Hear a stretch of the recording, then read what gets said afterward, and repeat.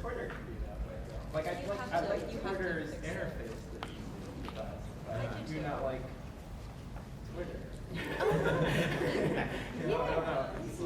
What do you mean, like which order? I just like how I like how easy it is to post to Twitter, read Twitter, and I can go. Do you want to see stuff in order, or do you want to see what's trending, what the news is? It's just so easy to find. So like if I want to post on Instagram, I'm gonna be here this weekend. Well, I guess I gotta write it down, take a picture, and then I can't just do it on my computer either. Like now I gotta put it to my iCloud account, and I gotta upload it, and it's just like by that point, what's the point? It's also really hard to like talk to people too, and it's like double-edged sword because like people know that they're just sort of like it's a parasocial relationship. They know that. Well, kids die. Well, yeah. Aww, I don't know if I have a counter shot. If ever. It started, and then it turned on her, and then it got weird. I figured she might have hit you first, and then Yeah.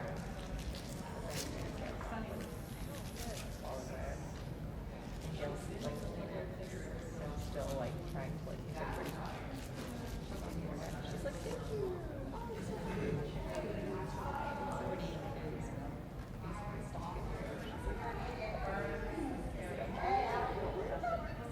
Yep. it's hard because like kids, so it's like Or is it? well, okay, yeah. I was talking to Sandra about this. Yeah. I told the legal about it. That's great.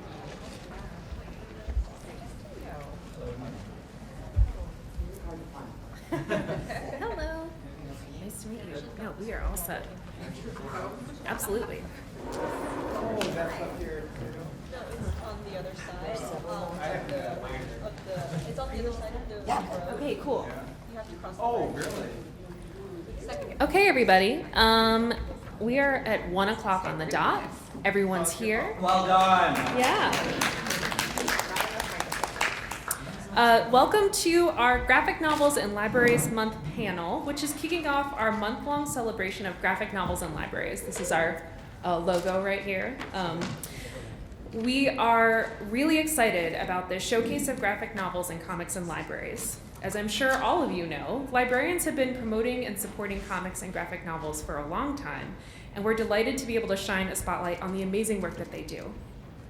We have a lot planned for the celebration, and we're making today extra special by hosting a meet and greet with the comics artists and writers in Booklist booth number 1325 right after this panel. You'll see everyone who is on this panel, as well as other authors and artists, including Gabby Dunn, Meg Cabot, Jerry Kraft, Ngozi Ukazu, Mark Siegel, Hazel Newlevant, and Emma Steinkellner, courtesy of their publishers, Boom Studios, HarperCollins, Macmillan, and Simon & Schuster. So don't miss that. There will also be snacks.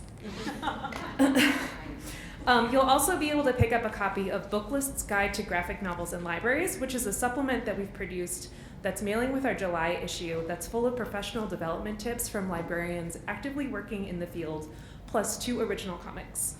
There are articles about weeding, manga, programs, cataloging, and how you can get involved with comics librarianship by joining the Graphic Novels and Comics Roundtable. But I'm sure you're all mostly eager to hear what these talented writers and artists have to say, so I will get right down to introductions. Many thanks to DC and Scholastic for bringing these folks here today. Without further ado, here are our speakers in alphabetical order. First is Cami Garcia. Cami is the #1 New York Times, USA Today, and international best-selling author of 11 novels. Cami co-authored her first novel, Beautiful Creatures, on a dare from 7 of her students. The Beautiful Creatures novels have been published in 50 countries and 38 languages and made into a major motion picture of the same name. Cami is also the author of 5 solo novels, including the Bram Stoker Award-nominated titles Unbreakable and Unmarked in the Legion series, and Broken Beautiful Things, a #MeToo novel inspired by an incident she experienced in high school. Her forthcoming graphic novel, Teen Titans Raven, illustrated by artist Gabriel Piccolo, is the first title in her Teen Titans series for DC. Find Cami online at CamiGarcia.com, and hello, Cami. I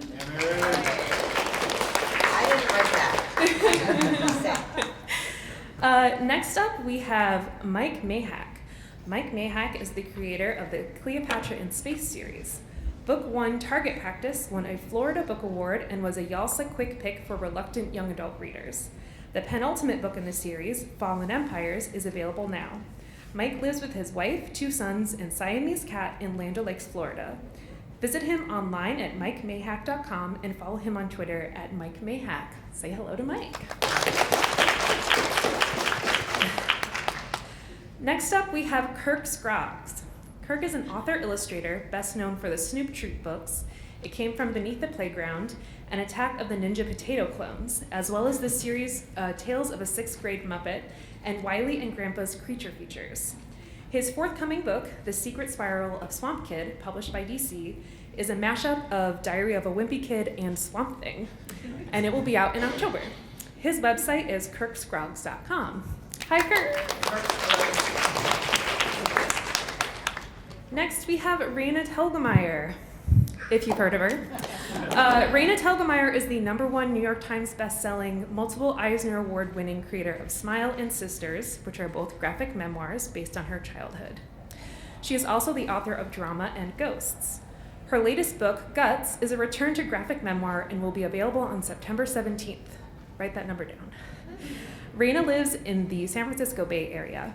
To learn more, visit her online at goraina.com. Hello, Raina. And finally, we have Ruth Zhu. Ruth grew up in Indianapolis and received a degree in sequential art from the Savannah College of Art and Design. She is the creator of the popular webcomic Saint for Rent, and Newsprints is her first graphic novel. The sequel, Endgames, is available now. Visit Rue online at ruemzoo.com and on Twitter at ruemzoo. Hello, Rue. Thanks everyone for being here, and thank you audience members for coming here. So let's talk comics.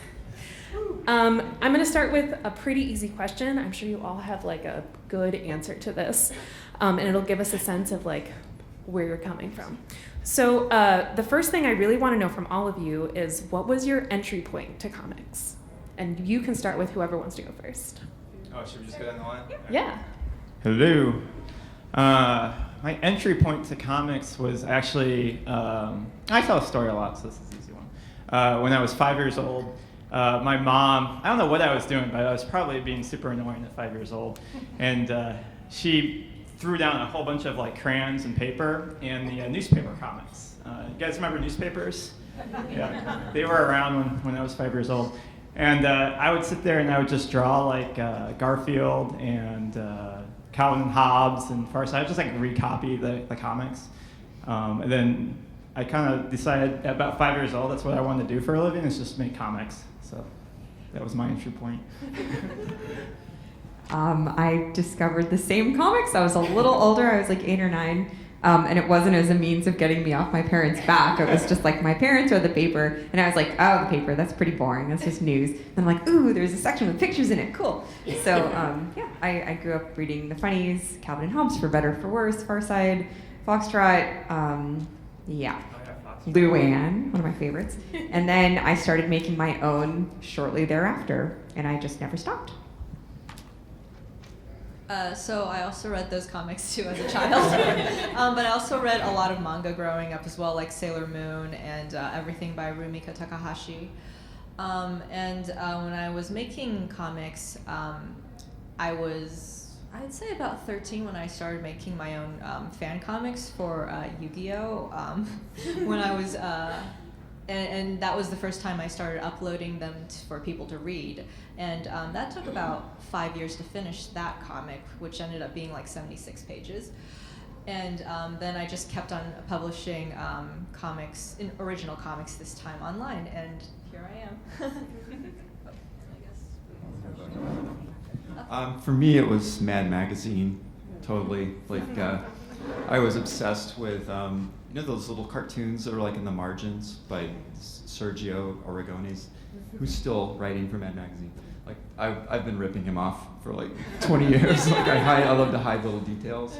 And then I would also copy exactly Don Martin, who did those crazy people, the noses that were like melons and these crazy hands. So I would just copy them exactly. And I'm still terrible at drawing hands, which doesn't make any sense because he made the most amazing hands. But Mad Magazine. I read Calvin and Hobbes was like my thing. I also liked Garfield, but I liked Calvin and Hobbes better. And then really is Wonder Woman. Like I was Wonder Woman for an inappropriate number of Halloweens wearing the same costume that did not fit. And after a while, Mom was like, "You need to wear sweatpants under that outfit. Like that does not fit you anymore."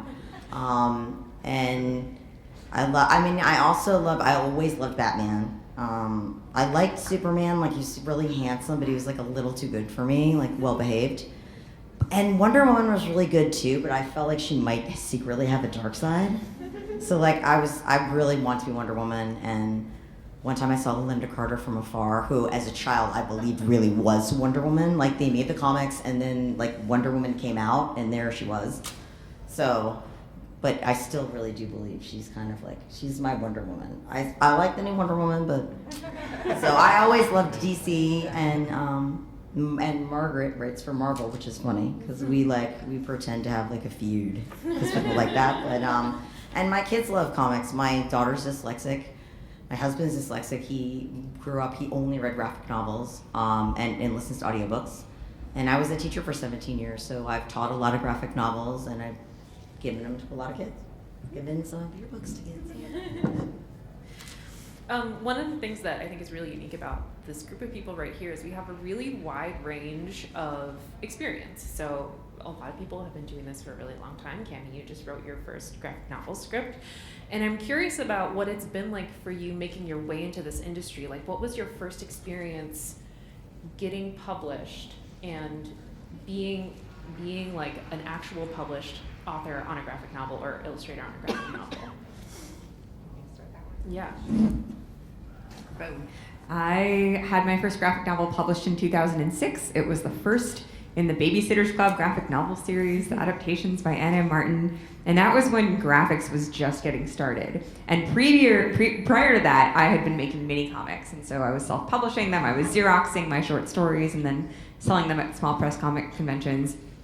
So if you go upstairs into the Artist Alley, which is here, it's downstairs. If you go downstairs into the Artist Alley at ALA, imagine that, but it's like the whole building. Like all these people making comics, and so we were all just like, we don't know what to do and like how to make money at this. And then graphics comes along and they're like, hey, we want to publish comics with you. And I was like, cool, the longest story I've ever written is 8 pages long. I don't know what to do for you. So I started the BSC adaptations at the exact same time that I started publishing Smiles, a webcomic online, and did BSC for 4 years. And then they were like, oh yeah, you got this little like thing you've been doing on the side called Smile.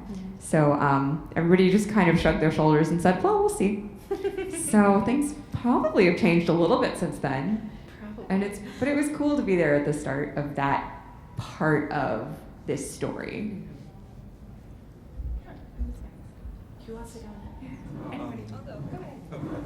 Oh, okay. So, since I've been basically publishing comics on the web since I was like a teenager, I've been very used to the schedule of publishing like weekly, like 1 page at a time, or two or three even.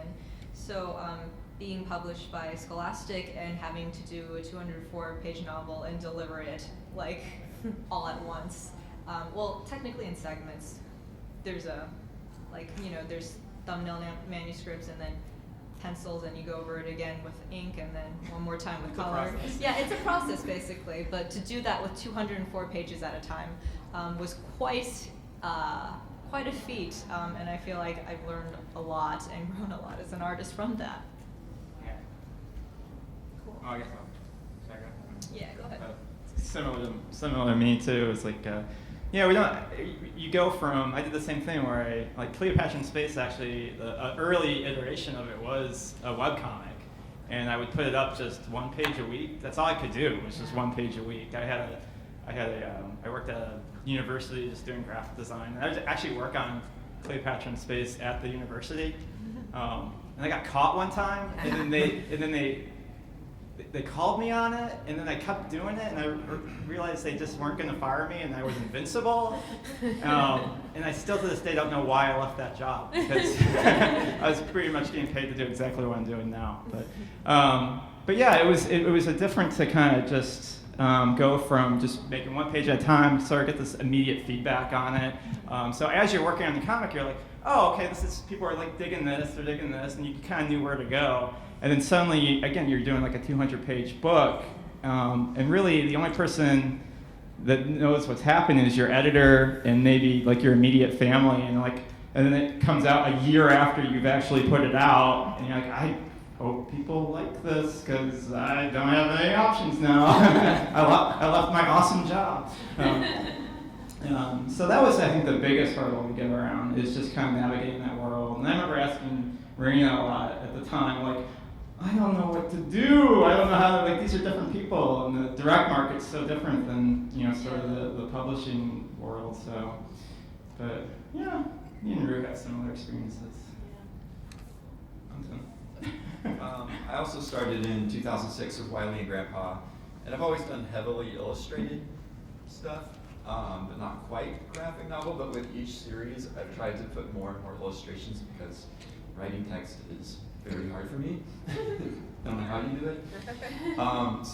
But it was kind of a misconception, because when I finally did this official graphic novel for DC, I realized that it's almost as difficult to establish scenes and tell your stories with one illustration or just one setup as it is to write 3 pages of exposition. Yeah. So it's been a learning experience, but I love it. I just love it.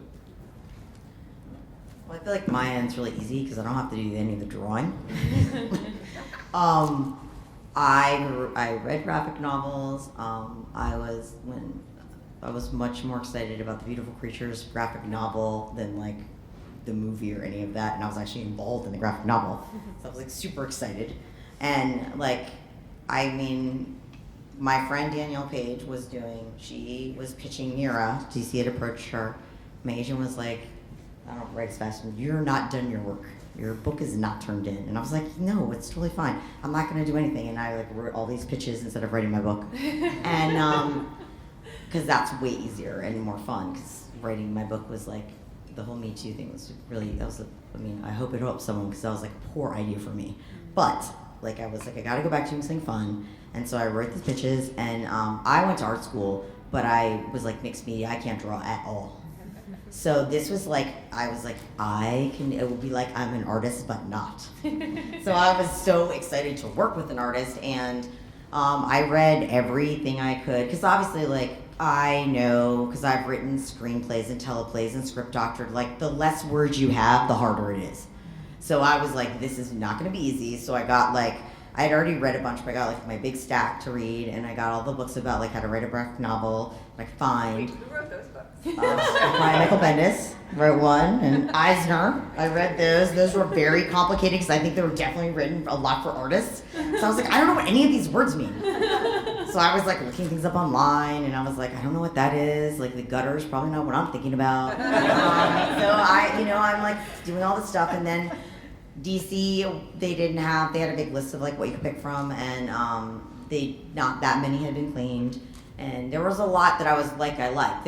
First, they clearly didn't know it. They're like, what about Supergirl? And I was like, I don't know if that's a good fit for me. I was like, they don't think they read a lot of my books. I was like, I need a larger body count than Supergirl. That's not gonna work out for me. So they said, well, we love Teen Titans. And I was like, I love Teen Titans.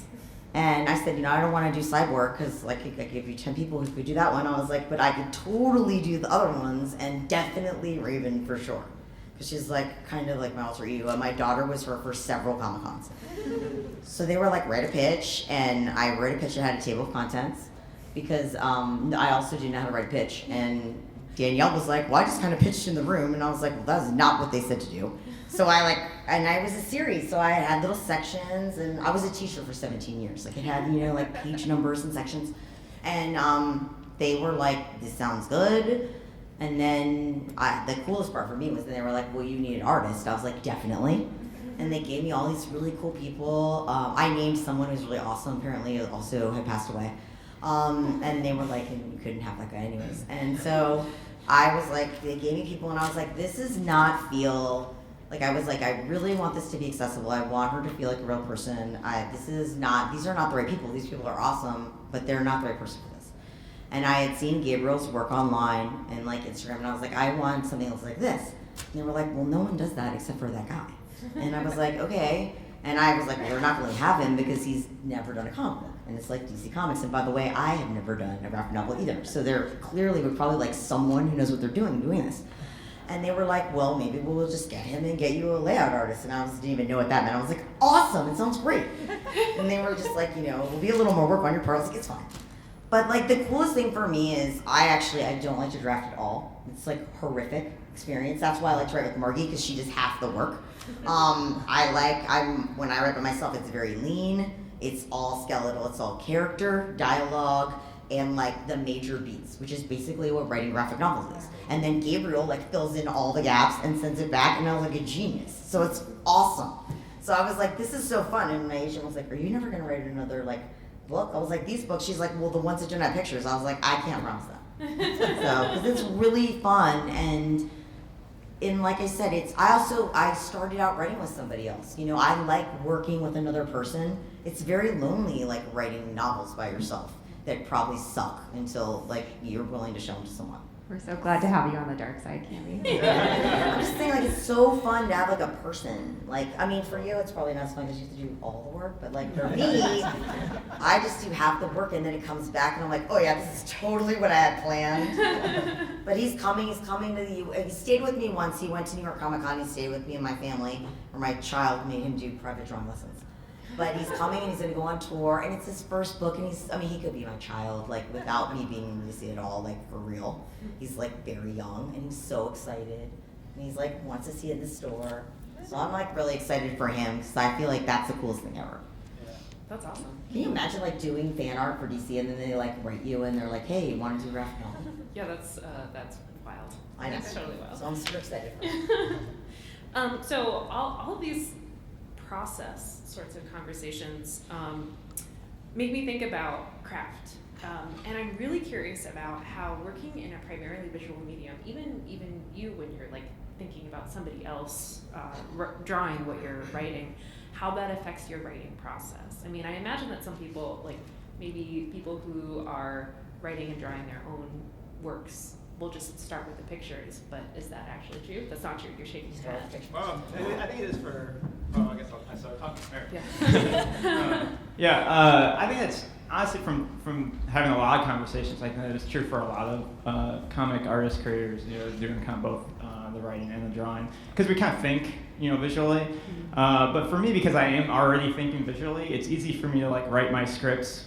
Just words and almost like sort of like a screenwrite or a playwright. Do you give yourself stage instructions? Not really, because I know I can see it in my head what's going to happen. So when I go back to look at those words, I was like, oh yeah, I knew what I was thinking for this page, and then I kind of draw it down.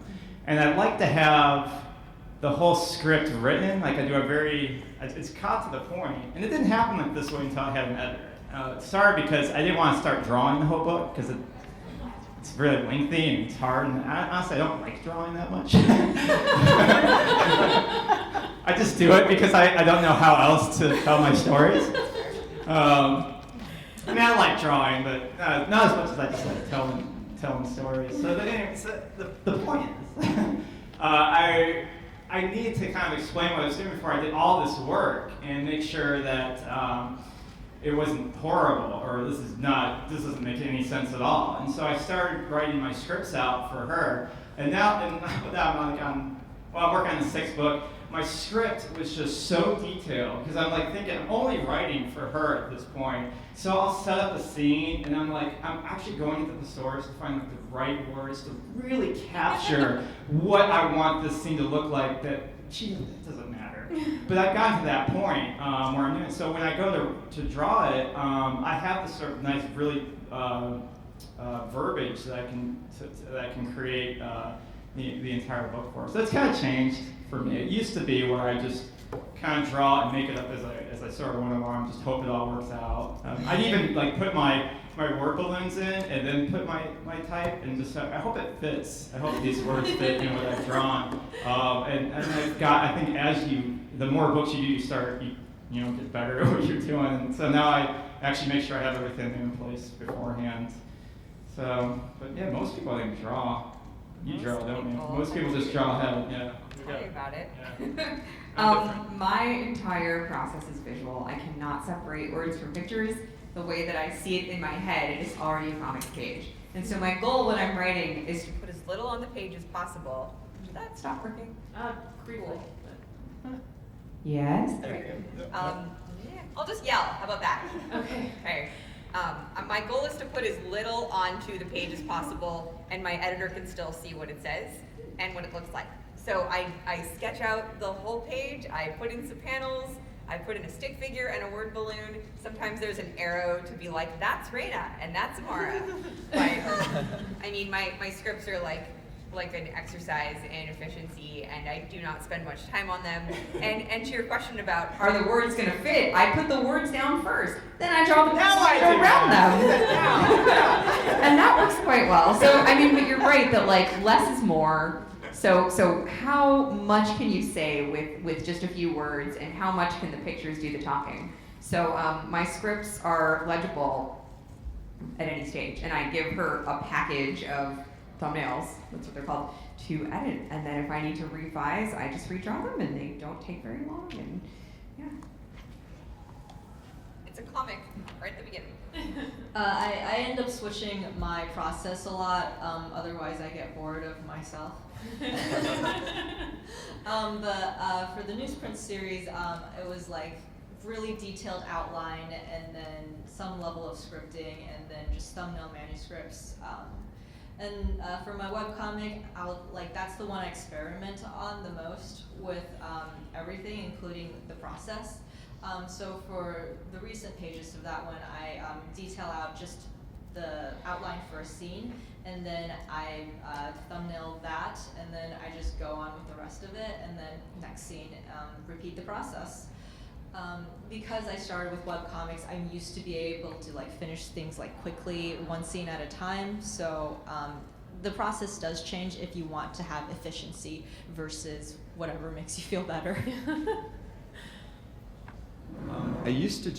I still do it sometimes. I would just get on the floor like a little kid and just have a stack of notebook paper or white typewriter paper and just spread it out and pencil little terrible sketches and the dialogue and the text, and then actually cut with scissors and use tape and put it on other sheets of paper. And now I've moved more into the digital realm, but I'm still kind of doing the same thing. I'm very fortunate that they've always allowed me to draw my own stuff, so I'm just dealing with one irritating illustrator, and it's me. But I don't know about you guys. You talked about learning to be concise. Yeah. Graphic novels and comic books, it's like the biggest lesson in dialogue, because no kid wants to read a giant exposition bubble. Yeah. So you learn to just immediately, you have to just slash and burn this dialogue that you think is so clever, but it's blocking some beautiful artwork, and nobody wants to read that. So that's been very helpful, like just getting stuff trim. I can't help but think that when we started this, you were all talking about comic strips and the papers, and those have such an economy of words and pictures, and coming to comics from comic strips where you really have just 3 or 4 panels in a row that does a whole thing, it doesn't surprise me that many of you are thinking of keeping things tidy and keeping things tight and really relying on the images. That's really neat. I keep talking. Yeah, part of that too is with a comic, you can't just have a character just talking, because it's a visual medium, so they have to be doing something too.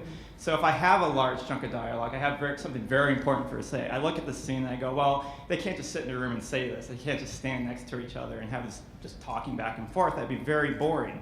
So I think, well, what can they be doing inside of this room that they're in? Well, maybe they need to get something to eat. So she's walking over and she's grabbing a candy bar. She's unwrapping a candy bar. Or, something, crashes into a spaceship crashes through there, but they still continue their conversation. Just so it's interesting, So you're not just thinking about the words and chopping it up, but also what's happening while they're talking. And so we're always, thank you. Otherwise, I'll just keep talking. Well, to add on to what Mike is saying, I also like to, since I grew up with manga, the storytelling is super decompressed, and a single moment can last like a page, 3 pages, maybe it's an entire splash of 3 pages. And that's one of the things that I find is really important is just the pacing, because you can fit an entire conversation into 1 page, and it's like bam, bam, bam, there you go. Or you could, if it's really important, maybe you space it out, because that's what the characters are feeling, and that's how the author wants you to experience it 1 page at a time. And so it's really depends on what you want to do, but I find that less words is better no matter what. Another part of that, I think, also is that in a novel, when you're having dialogue and description and it's all very verbal, you lose some of the nuanced communication of body language and facial expression and gesture, and that's something that I think is a real asset to the medium, right? You get to see a whole picture of how people communicate with each other, because it's not just the words that you say, it's how your shoulders are hunched, or where your hair is in front of your face. And I love that there's that depth to it that you can't always get in just words. Can I make an in the weeds comment? Because we're at ALA and we're in a room full of graphic novels fans. It's up until recently, I should say, graphic novels could never win a Newbery because you have to evaluate the script and the words on their own as proof that it's good enough. But it's such an interplay between those nuances and between visual communication and what's written that it really is a whole other language. So I'm glad that the committees are starting to respect that, and I'm excited that there's a graphic novels roundtable now.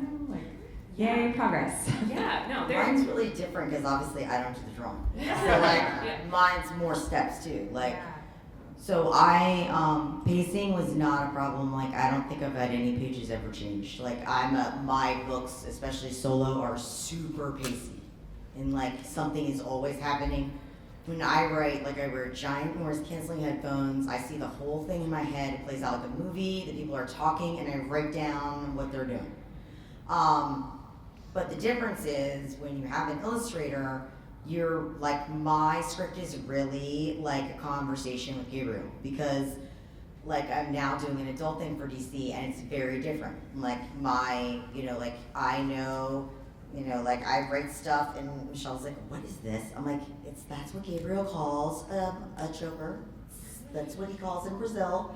And she's like, okay, because I have no idea what any of this means. And I was like, he knows what it means. So I have a thing. Mine also has to go to a layout guy. So, and I know things because the layout guy does it, but Gabriel still draws from my script. So I know things he forgets that if the person isn't on the left, the balloons are gonna cross. So my things say things like Raven's on the left, Max is on the right. Now Raven is on, Max has walked over to Raven's bed, so now Max is gonna be on the left, and there's my pages literally, someone was like, what are those letters for? And I was like, L and R, left and right. Because I need to visually see when I'm writing if I know if it's a page turner or not, and I am not good at math. So they're like, well, it's odd maybe, and I was like, whatever. I don't have time for that. I need to or be able to remember I mixed up the odd and even, and I just start all over. So mine say page 1, there's an R, and so and Gabriel was like, was this for someone else? I'm like, dude, left and right. I guess I'm the only person who does this, but mine are all and they say. This is good. This is good information. And mine say, Rob, do not add any extra sound effects. And then I get it back, and there's 15, and because Rob's like Southern, he's like so sassy and uncooperative, and he like writes back and he's like, you don't have to use them, but just so you know, like these are awesome, and there's like farting and all kinds of stuff, and like and he's like, and the toilet should totally flush, and this is what it would sound like, and he's worked on like tons of DCU adult stuff. He's like so pro, like this is so fun for. He's like, this is so fun. I get to do all this fun stuff, and he's like almost always right. So I'm like fine, and I'm like, but there's not going to be more than one exclamation point. That's where I draw the line. I rewrote the script, so my thing again is I think because I wrote with someone else, and Margie and I, like, until we had an editor, we didn't know what like track changes was. So they were like, oh, you're new to track changes, and I was like, do you know what she's talking about? She was like, no, just pretend like you know what they're saying. Because like Margie would send me chapters and all the stuff that sucks, I just delete. And I just, sometimes I delete half a sentence and I write some new stuff. If it's got, I was like, there do not need to be 65,000 flowers in this garden. Pick 3, cut, delete, cut. Like, move on. And she does the same thing. So our writing is like erosion. So like what happened with Gabriel was, in the beginning, it was a weird thing. There was like some miscommunication and I wasn't seeing everything I was supposed to see. And then he got mixed up with the layout stuff, and so he was also really scared to get fired because he was like young, and so like he wouldn't ask any questions. So I would be like, I just want to know like what color are you're gonna make like in the full bleed, and they would be like, what? And I'd be like, could you explain what the hell I'm asking? Sounds like an idiot. And they were like, why do you care about the gutters? And I was like, I'm just interested because I'm so visual. And like because he was like always messaging me. He's like, well, what about this? So he was like, they're gonna fire me if they find out there's pages are messed up. So I was like, fine, we're gonna solve this problem. This is gonna be like WhatsApp, no video. And I basically like, and they know now, like we had 35 pages, and he was like, I'll be behind. So I said, basically, we're gonna go through, I'm gonna tell you all the things are wrong, you're gonna tell me what's quick to fix digitally, and I'm just gonna rewrite the script while we are on the phone together. And it took 9 hours, and it was for 35 pages, and it was like 2 days, and I was like, okay, like time out, I have to go get like very strict treats, I'll be back. And I just rewrote the script. And he had to do some panels, but he only had to do 2 pages like from scratch. And he didn't get, he wasn't getting in trouble anyways, but he was like, don't tell them. So I was like, okay. So we just rewrote the script. But like I figured that's how you do it, because like his job is harder than my job. Like I have lots of words. There's some things that like I was like, I can't change the meaning of certain things, but like I can make them say different stuff if it doesn't fit. And I think my directions are always just like they are to help him. Like there's pictures. So he was like, what is that? Like he did not understand. Okay, so he was like, I was like, these boys eating a breakfast sandwich. So I was like, why is he eating a chocolate chip cookie? He was like, that's a breakfast sandwich. And I was like, what? And I was like, why is it flat? And he was like, it's a breakfast sandwich. I was like, no, it's like there's an English muffin. And I like sent him pictures. I was like, but it has to be green because he's a vegetarian. And then he was like, well, what shape is it? Because I guess I sent like a cross section of a breakfast sandwich. So he was like, oh, I see. It's like a hamburger. And I was like, what? So like now there's like, here's a breakfast sandwich. So there's like, now I know the things he doesn't know. And I also like do a thing like which my adult guys I do not do because they do not like that. Like I write like, she looks disappointed, like she didn't get the thing she wanted. Like, because I write it in many different ways because the adjectives are different and he speaks beautiful English, but there are certain adjectives like they don't teach him in English because they don't use them. Right. So I try to like restate it a couple of ways because like sometimes the most he really just has to do is an expression. Because it'll be a little off, because he'll say like, I'll say disappointed, and he thinks I mean like sad. And I'm like, no, kind of like annoyed, and you didn't get what you wanted. He's like, oh, I know what that looks like. That happens to me all the time. But it's really fun, because I do feel like the dialogue is totally my job, but the description is just like, and he doesn't even listen to me, he just does whatever. Before he would just do exactly what I wrote, and I was like, well, I just didn't like what you wrote, like it just didn't sound that fun, so now they're doing something different, but they're saying the same stuff. So, but you have to like respect the artist because their job is like way harder and more time consuming. Sure. So for me, I just go with the flow. I don't know if it's harder. Seems I'd say harder the to me. time consuming part of it, for sure. Yeah. But It's sometimes the part I don't know how to do. I always wonder because I would like to practice with some prose and do like maybe a chapter book or something, or maybe even something longer someday. And then you get so used to I'm going to draw this thing. I know what it's going to look like in my head, and I just have to draw it. But it takes a long time. But I know how to do this. But then to also properly have somebody visualize it themselves, just using words, just using vocabulary. I think it takes a very it's an important skill that not everybody has. So I just don't want to discount writing as not being hard, but I do think it's a lot quicker to write something down. But it's not always quicker to find the right words. So yeah, they're both hard. I feel like when you do both, that's the thing. It's like the Reese's, like you need the chocolate and the peanut butter. Yeah. So. I want to return briefly to something that you brought up, Raina, which is the progress that librarians have made and the sort of like discourse around graphic novels and like their quote unquote legitimacy. I think like nobody in this room would question the legitimacy of graphic novels, obviously. But it's true that in the past several years, the field has really expanded, and I'm really excited about that. And I think other people are excited about it too. And I'm wondering, what are some of the things that you have noticed changing in the current graphic novels market? And I also kind of want to know things that you've always known are true that people are only just starting to talk about. If anybody wants to jump in on that. Did you take notes already? I took notes. It's like, these are good questions. Okay, so.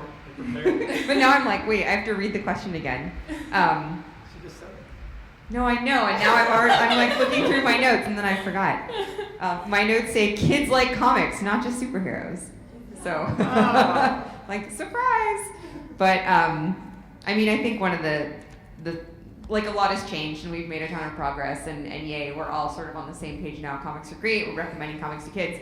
And I think the biggest, like, revelation is, like, how many kids were getting left behind previously. And because the thing I hear the most from teachers, from librarians, from students, from parents, is my kid was not a reader. Yeah. My kid didn't read books. My kid has never sat down and read a book before, but he read your book from cover to cover, and then read the next one, and when is the next one coming out? Why does it take so long to make comics? And I'm like, well, thank you, for starters, like, that's awesome. Whether it is dyslexia, whether it's, a difference in just like neurotypical behavior and learning styles, it's like, we're all different, but somehow graphic novels equalize things. Somehow they get everybody on the same page, and I feel sorry for the kids who were not being catered to for the last 20, 100, 1,000 years, whatever, like if they had just been able to put words and pictures together. I mean, it was more with legitimacy. Yeah, it was more difficult too about them because there weren't graphic novels. It was like I remember one of the comics I grew up reading was Bone, and I always talk about this with when I do my author visits and stuff. Is that I used to read this comic called Bone, and I had to wait 2 months to read the next 20 pages of the book, and I was like, can you imagine waiting like a week to watch the next, television show, the next episode of a television show? That'd be awful. And they're like, no, I don't know what that's like at all. So there wasn't that where you could like have a graphic novel, a full like novel-sized book where a teacher would feel like this is something legit I can hand my kid, and I feel like it was like a little floppy thing. And so now that's available, and you can read these giant books, and there's so many different genres out there. It's not just superheroes, it's not even just auto-bio stuff and science fiction. You have Western, you have horror, and there's like so many different styles and mediums. It's just awesome that it's so that teachers are gravitating towards this now, parents are gravitating towards it, kids have always loved it. Librarians were way ahead of the curve too. That's really librarians. I was getting there. I was gonna save them for last because they're the most important. This is fun now, right? But it's great that everybody's sort of getting on board with it because they've always loved them. They just didn't have the format available, and so. Yeah. There's a rereadability aspect of graphic novels, especially ones geared towards kids, that I really appreciate too. I see it in my own niece and nephew. My brother will say, he wants to read that damn book every night, and he wants me to read it to him, and he just wants to do it over and over, no other books, he just wants to do that one. over and over, and I find graphic novels that somehow just, they scratch that itch and they keep their brains just like totally activated. They're searching for new things that they miss. Yeah, well, it's like, it's a little contradictory, right? Like you can sit down and read a graphic novel really quickly, but there's a lot of depth to the images. You're not just looking at pictures. I think a lot of people who don't really get it say like, oh, you're just looking at pictures, what's the big deal? You're not reading a book. But like we were saying, there's so much nuance involved in all of those like visual symbols and the marks and the expressions, and every time you look at a page, you can notice a different thing, and you're expanding on your understanding and appreciation of that narrative because the visual language is just so rich. Yeah, I had a lot of problems. I worked at schools that there were like some very old school teachers. I mean, I did have one who told me she didn't believe in learning disabilities, and I was like, I don't believe in you, but like that's, you know, like I have to live with it. I was like, but I was actually a reading specialist. My master's is in language and literacy. It is actually neurologically more difficult to read a graphic novel than a book. And when, you know, I actually think librarians are the only ones who are ahead of the curve. I got a lot of blowback from teachers and a lot from parents. And, you know, they would say, I want my child to be in a higher reading group, I want my child to be doing better. And I was like, well, your child doesn't know how to make inferences and your child doesn't know how to use context.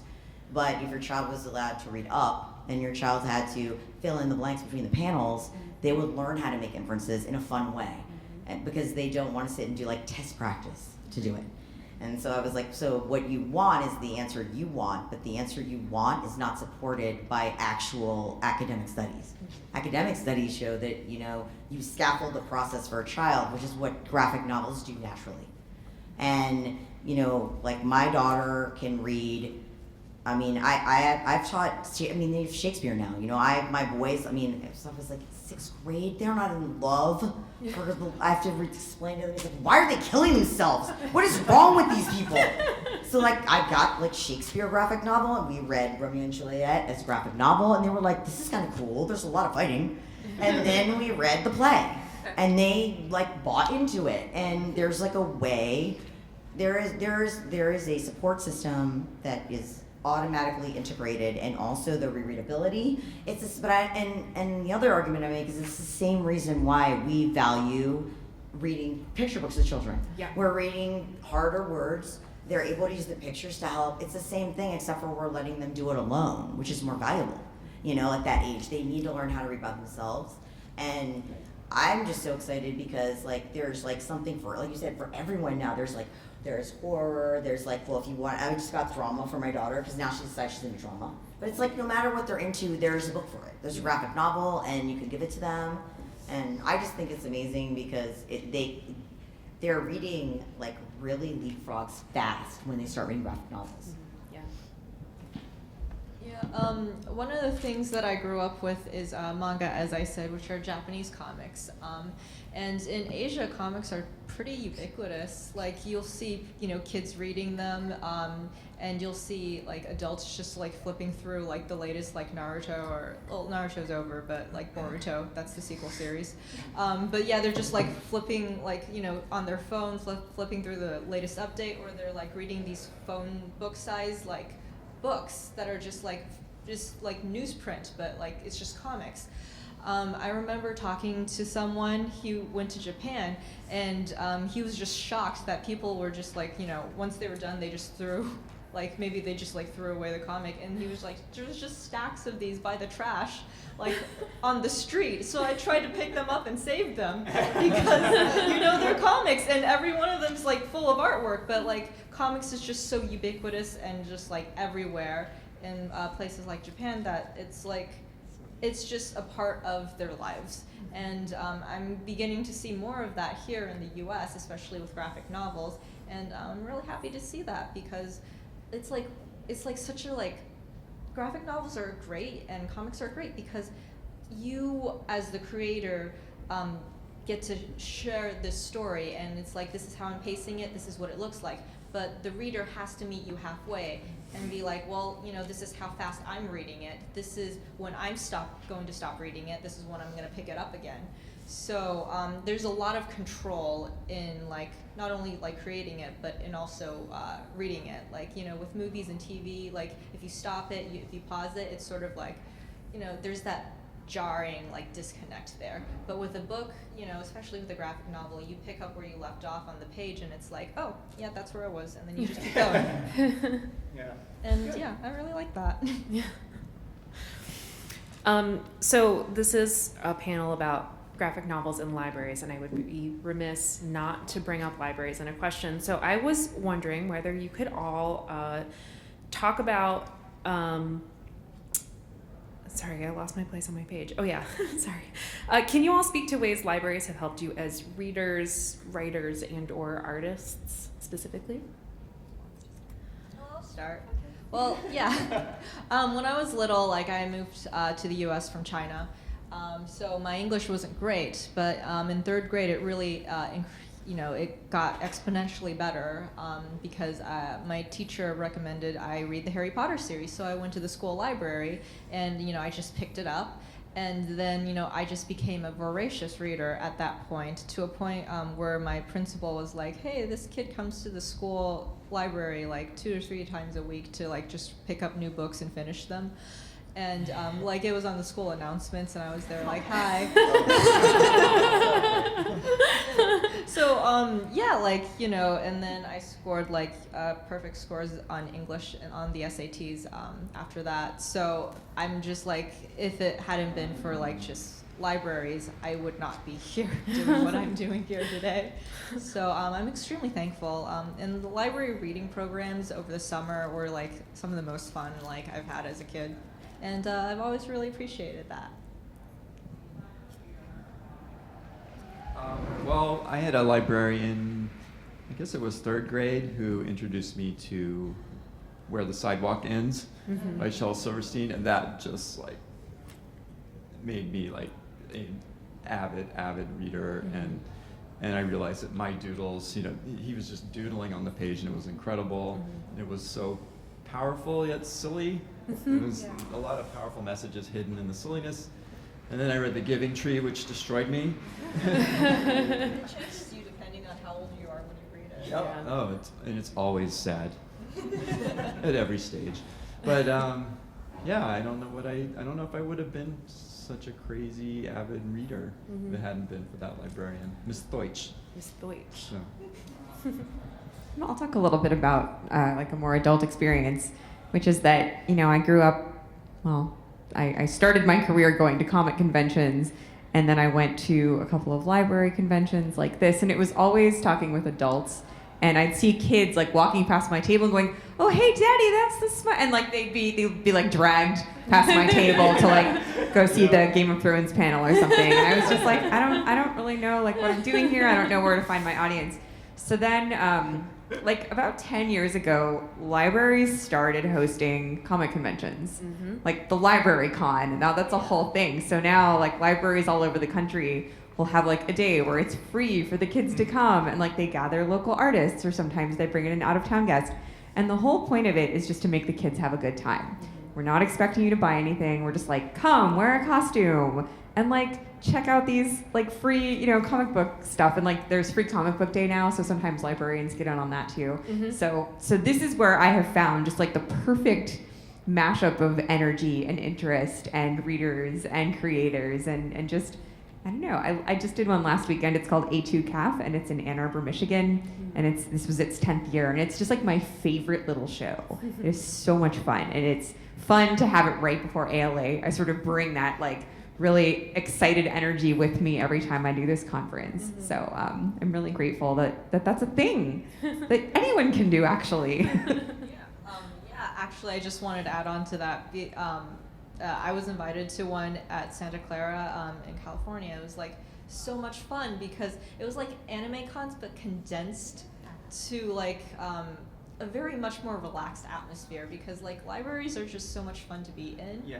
Like the architecture, just all the books everywhere, and just everyone in there, we're all huge nerds. We all love the stuff that's in the books. So it was really nice to just be at a convention where it wasn't like just, hey, a celebrity's here, hey, get your Game of Thrones stuff, So that was great. I went to the Bookmobile. Yay. The like portable library. So cool. My son was like, wasn't that like 70 years ago? And I was like, no, it's not 70 years ago. Jesus. He makes me so mad. He's always like, I'm like, you know how old I am? It couldn't have been 7 years ago. And he was like, it was a long time ago, Mom. We've never seen a Bookmobile. And I was like, they still have them? I love the Bookmobile. I remember going in there, and there was so much stuff in there. It was like a Hobbit house. It was like crammed, and the lady knew where everything was, and I was like that kid. So I would be waiting, and it would come, and then she would like have all these like Stephen King and like fantasy books, and she'd be like, okay, well I have all these books, and I taught in the I'm from the DC area, and I taught in the inner city on the Maryland DC line. And the one thing that I love the most about libraries is I believe they equalize things in a way that you can't even do as a teacher, because like when I was teaching, like if you don't, like we didn't even have like science textbooks. You know what I mean? Like there are certain things we did not have access to. And even our library didn't have access to. But if we went to like the community library, they had the stuff. And one of the things that really bothered me and Margie because we've donated thousands of copies of Beautiful Creatures, and we co-founded with Jonathan Sanchez. We co-founded Y'all Fest, and the library system like was in it with us with that, and we've donated so many books. And one of the things that killed me was kids would say, we really want to read this series, but the first one's always checked out. And librarians, you can't buy 5 copies of my first book because there's too many good books you need to stock for the kids. So when I pitched the Teen Titans series, it was really complicated, but I pitched it so that you can read them in any order, including the group books, which is really tricky. But I wanted a kid to be able to go in and check out whichever one was there. And because I said, like, I'm always talking about access, but I felt like the way I was writing was like hindering access. And I know now, of course, because you guys have such giant budgets. Like, it's like, how can you buy any book? So it's like, you certainly can't buy 2 copies of my book. Like, not when there's all these other books. So I was like, if they're able to buy 2 or 3 of them, I just want it to be like, whatever one is there, they can pick up that Teen Titans, and then when the other one's back, they can read the other one. And the other thing that was really cool when I came to DC was they had a reading consultant, and like I didn't say anything because I was like, this sounds like a pretend job. Because like I was a reading specialist, and I was just like, I read the reading journals, I know all about this stuff. And then the lady sent me notes, and I was like, oh my God, she's a total badass. She's like talking about, this is too difficult for your eye, and like but they actually listened to it. Like my book originally was a single case, and it was done. Like it was lettered. And they said, the lady wrote a whole thing about how that's too hard for kids to read, and most kids, it shouldn't just be the middle grades that are, in both cases, it should be the YA. And they literally were like, we'll just pay the person it has to be redone. And I was just like, but they loved my pitch about like libraries, and they were like, and access, and I thought maybe in the beginning it was just like, they just want to tell me what I want to hear. But then when I got there, they like cared about it. And Michelle would be like, well, how are we reading this? Like, well, what if they read the other one first? Is it going to spoil this? And like, my editor cared about it. So, but I mean, I was definitely not, like I didn't grow up in the projects, but I didn't have a ton of money. And the Bookmobile kept me always like well-fed with books. And so I feel like, libraries, you guys do that in a way that the public school system is not servicing kids. And you guys do the hard work, and you find the right book for the right kid at the right time, It's the hardest job. Literally. Yeah. Right? Yeah, I agree. Right, way harder than ever. I don't know if I don't know if I could add to anything that hasn't already been said. It would probably just end in an endorsement for a book-scented candle. I'd love to have that in the market, so that my house could always smell like books and libraries. Because it's like there's something calming about walking into a library. I don't know if it's just the quiet and the carpet, but it's even like comics. Like I mean, most of my life was in comic book stores, and I would have recommendations from the comic book store owner and stuff like that. But just the smell of the long boxes with all the newsprint is just the greatest thing in the world, and it just takes me back to the time of, I don't know, popsicles and hurting myself on a bicycle. The bookmobile has a different smell than the library, though, I will say. The library smells a little nicer than the bookmobile. Yeah. So, but yeah, great. I mean, I don't know. There's no way my career would be where it's at without librarians recommending not just my book, but like just graphic novels in general, because we're all connected. Like every graphic novel out there, I think is successful because of the graphic novels that came before them and the comic creators that came before them, and they wouldn't have been successful without the librarians recommending their books and putting them into certain kids' hands, and you know, and the word of mouth that happens because of that.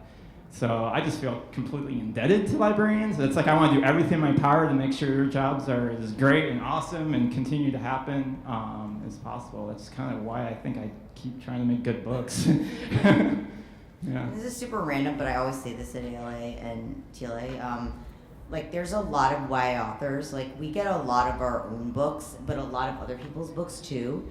And we're constantly looking for places to donate them. So like, if you don't have a budget and you need my book, or you're just like, I don't actually need your book, I need like books by people of color, or I need, you know, LGBTQ, like whatever you need, like I might not necessarily have it, but like, I mean, like Stephanie Perkins was the other day, like I am gathering for the libraries in North Carolina, I immediately need this, and she had like a giant list. Like, we're always doing it, so like, just like tweet me or DM me and be like, I need to talk to you about books for my library, because like we all are really connected, and like I can just send out an email to like literally I can just like spam a whole bunch of people, and like not all of them will respond, but some of them will send you stuff. So like, you know, or bookmark, it's like, you know, oh, I can't use these bookmarks anymore because my publisher doesn't think they're super cute, but the kids think they're awesome. So it's like we're always looking for places to send things, especially YA authors. And so like, just because we have all this surplus stuff and these like arcs and stuff, and it's like, then like I have the arc and someone sends me the final, so I'm like, I could just send you the final because I already read it. So it's like, if you just tell us there's a lot of us and we can get you some stuff at least, you know? I actually still use libraries very frequently because I use audiobooks when I work. So I'm constantly listening to books that I get. I know a lot of libraries use Libby and Overdrive, I think. Yeah. Okay. And like, it's like the best thing ever. And I actually have 2 library cards that I use, one from California and one from Texas. So if anybody wants to give me more, thank you. I think we're at 2 o'clock on the dot now. Thank you very much to all of our panelists. This was a great conversation. You're a great moderator. Thank you. And thanks again to DC and Scholastic for bringing them here. And I will again pitch this meet and greet party we have in our booth. I think it's starting technically at 2:30, not immediately, but if you head over there, we've got lots of cool stuff for you to look at. And as I said before, there will be snacks. All right. Thank you very much, everyone. Awesome.